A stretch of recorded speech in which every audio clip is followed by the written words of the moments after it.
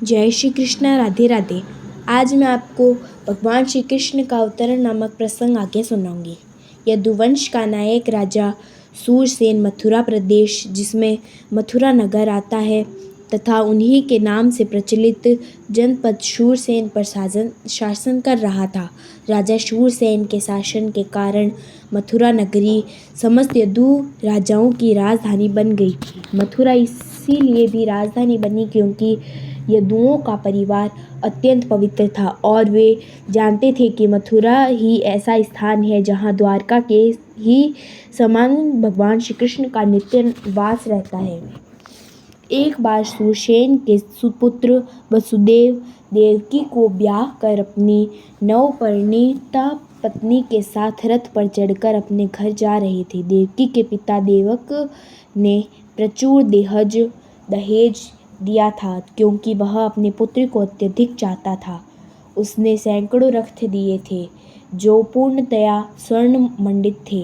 उस समय उग्रसेन का पुत्र कंस अपनी बहन देवकी को प्रसन्न करने के लिए वसुदेव के रथ के घोड़ों की रास स्वेच्छा से अपने हाथ में लेकर हाँकने लगा था। वैदिक सभ्यता की प्रथानुसार जब कन्या का ब्याह होता है तो उसका भाई अपनी बहन तथा अपने बहनोई को उनके घर ले जाता है। नवविवाहित कन्या को अपने पिता के परिवार का विछोह न खले, इसलिए भाई उसके साथ तब तक जाता है जब तक वह अपनी ससुराल न पहुंच जाए।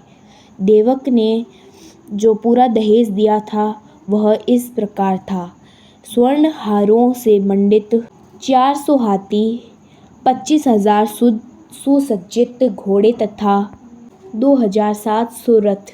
उसने अपनी पुत्री के साथ जाने के लिए 200 सुंदर बालिकाएं भी भेजने की व्यवस्था की थी।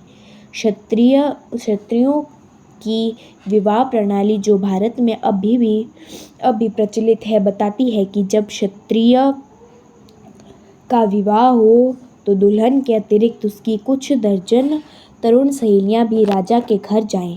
रानी के अनुचरनियां दासी कहलाती हैं, किंतु वास्तव में वे रानी की सहेलियों की तरह कार्य करती हैं। यह प्रथा अनादिकाल से प्रचलित है और कम से कम 5,000 वर्ष पूर्व भगवान श्री कृष्ण के अवतार के भी पहले से खोजी जा सकती है।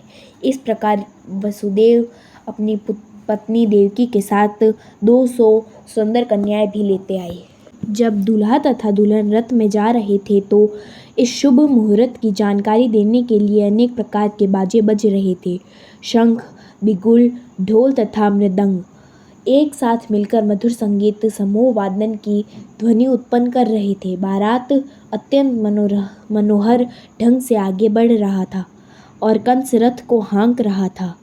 तभी आकाश से अचानक एक आश्चर्यजनक ध्वनि गूंजी, जिससे विशेष रूप से कंस को उद्बोधित किया: हे कंस, तुम कितने मूर्ख हो! तुम अपनी बहन तथा बहनोई का रथ हाँक रहे हो, किंतु तुम यह नहीं जानते कि तुम्हारी बहन की 8वीं संतान तुम्हारा वध करेगी। कंस भोजवंशी उग्रसेन का पुत्र था। कहा जाता है कि कंस समस्त भोजवंशी राजाओं में से सर्वाधिक आसुरी था। आकाशवाणी सुनते ही उसने देवकी के केश पकड़ लिए और उसे अपनी तलवार से मारने जाने ही वाला था।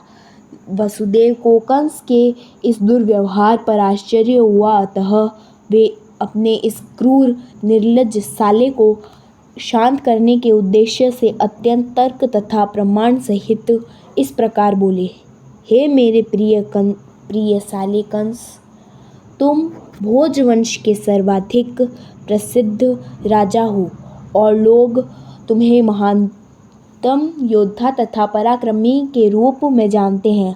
आखिर तुम इतने क्रुद्ध क्यों हो गए कि अपनी बहन को उसके विवाह के शुभ अवसर पर ही मारने के उद्यत हो गए हो? तुम मृत्यु से इतने भयभीत क्यों हो? मृत्यु तुम्हारे जन्म के साथ ही उत्पन्न हो चुकी है। जिस दिन तुमने जन्म लिया उसी दिन से तुम्हारी मृत्यु प्रारंभ हो गई है। मान लो कि तुम 24 वर्ष के हो तो इसका अर्थ यह हुआ कि तुम पहले ही 24 वर्ष मर चुके हो। तुम हर पल हर क्षण मर रहे हो, तो फिर मृत्यु से इतना क्यों डर रहे हो? अंततः मृत्यु अस्वयंभावी है। तुम चाहे आज मरो या 200 वर्ष बाद, तुम मृत्यु से बच नहीं सकते। तुम्हें मृत्यु से इतना क्यों डरना चाहिए? वस्तुतः मृत्यु का अर्थ है इस वर्तमान शरीर का विनाश। जैसे कि यह वर्तमान शरीर कार्य करना बंद कर देता है और भौतिक प्रकृति के पंच तत्वों में मिल जाता है, तो शरीर के भीतर का आत्मा शरीर के वर्तमान कर्मों तथा उनके फल के अनुसार दूसरा शरीर ग्रहण करता है। यह मनुष्य के सड़क पर चलने के समान है। मनुष्य अपना पाँव आगे बढ़ाता है और ज्यों ही उसे विश्वास हो जाता है कि उसका पाँव ठोस भूमि पर पड़ा है, तो वह दूसरा पाँव उठाता है। आगे का प्रसंग मैं आपको अगले वीडियो में सुनाऊंगी। जय श्री कृष्ण, राधे राधे।